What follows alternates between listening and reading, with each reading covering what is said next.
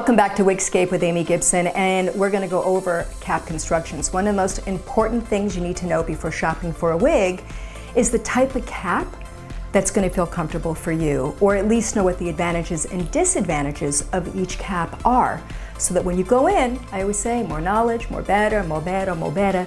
You're more peaceful if you know what to ask for in any store, even when you call online. You want to know what you're asking for. So this piece is really interesting. This is the normal wig cap construction. Why? Because you'll see that it's wefted 100% all the way around, okay? And this gives good ventilation. It's, lightweight. It's great if someone's going through treatment. This is very lightweight.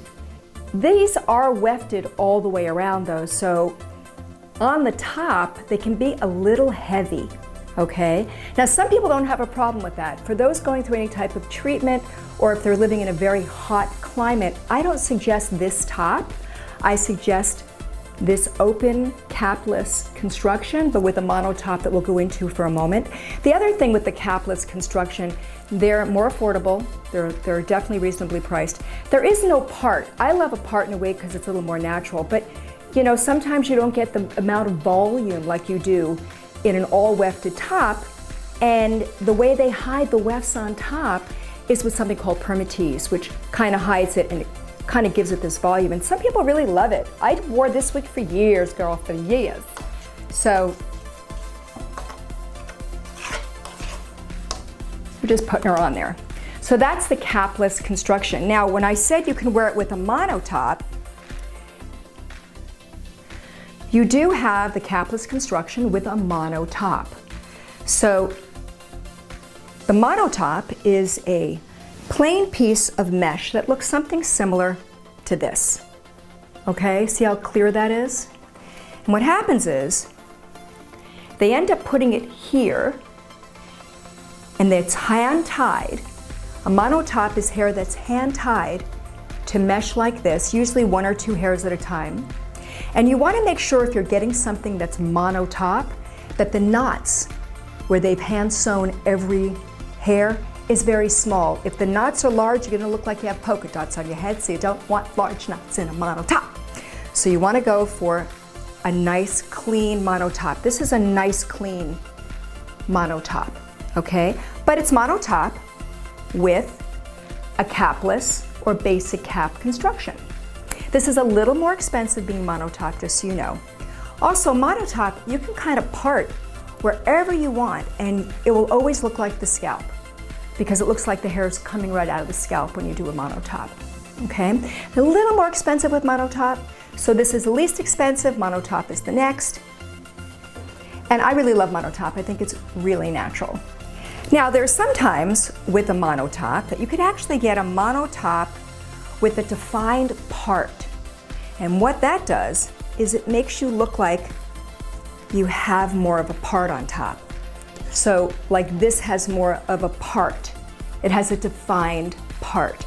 So there are a lot of ready-made mono pieces out there that you could say, do you have a mono part, right?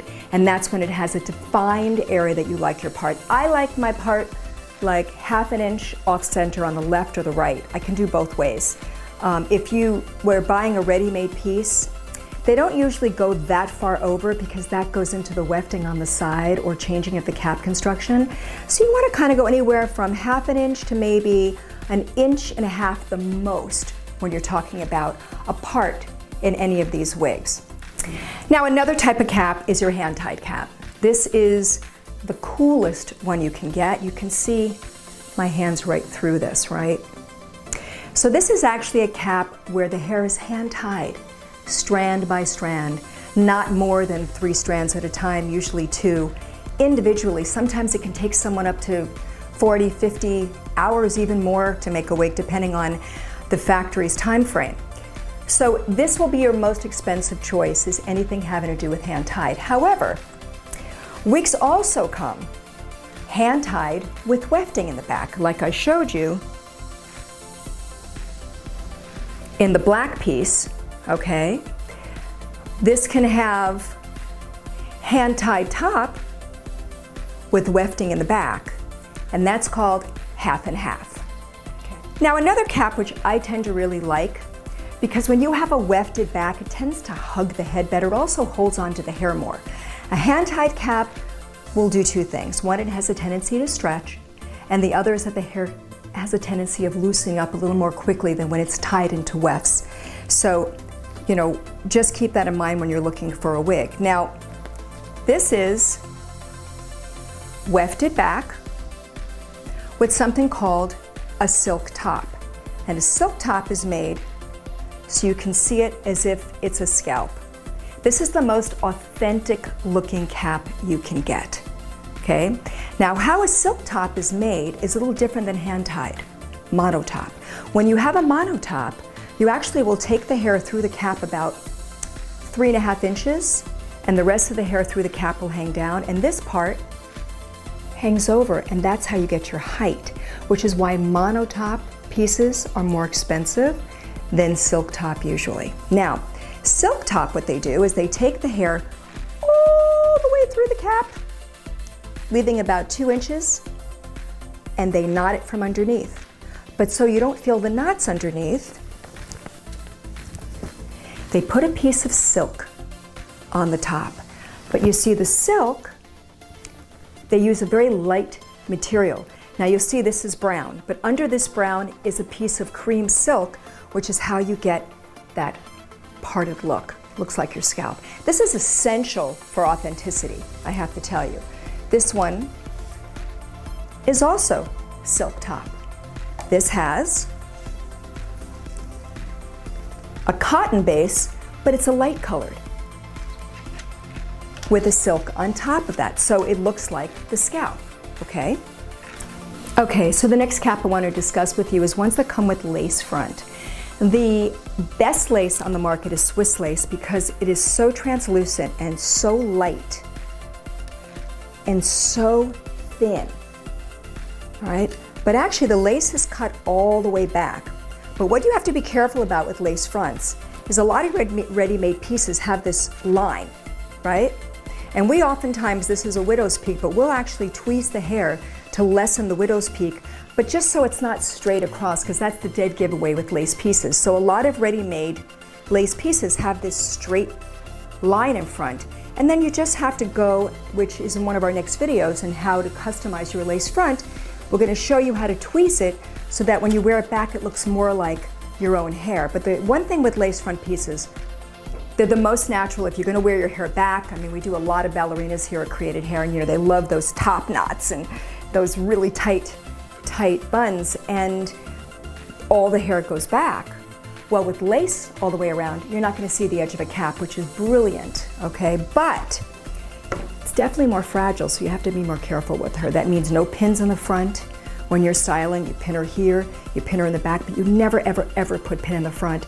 And the other thing is that you have to know if you're going to buy a lace front, it is not going to be as long lasting. So the lace on a custom piece probably has to be replaced once a year if you're wearing it every day. And on a ready-made, I don't know, depending on the lace, you could go through it quicker or maybe not. I know on some of the ready-mades they come with a thicker lace, but I actually think that's really rough on my head. And sometimes you can soften that washing it with baby shampoo over and over again. But the lace gets cut, which we'll show you, but this is the most natural, is the lace front. Now lace front can come with a mono construction, but when you go from the lace into the cap, there's like this little line where the lace then connects to the cap. And we're going to show you in the next video how to hide that with makeup, because it's impossible when you go from any one material to the next material into a basic cap. You're always going to have a little bit of a line, so you want to be careful about that. So we've gone over the basic construction, has permatease top, it's wefted all the way around. You have basic construction with a mono top, which is the silk mesh we talked about, right? You have a silk top that has a piece of white silk underneath. You have the lace front. You have the all hand-tied pieces that we talked about that is true ventilation and wonderful. The fact that it can stretch, etc., but it's wonderful. Wefted caps look like this. So here are the wefts across, but a lot of caps will also come with some silicone on top, and that will hug. If you don't have hair, you're maybe thinning, that's a great choice if it has some silicone underneath. There are those pieces that have a lot more silicone, which I'll show you. So this is a heavy silicone cap. Fabulous because it stays on the head great, all right? So if you're somebody who really doesn't want to use wig tape, I don't always say swimming is the best thing for wigs anyway, but if you are going to be going swimming with one and you have this, you may have to sew the polyurethane on and put some wig tape on like I discussed in the other video. But this is a wonderful cap. This is very sturdy, has a lace front. So that's a lace front silicone base, okay? And those are all the wig bases.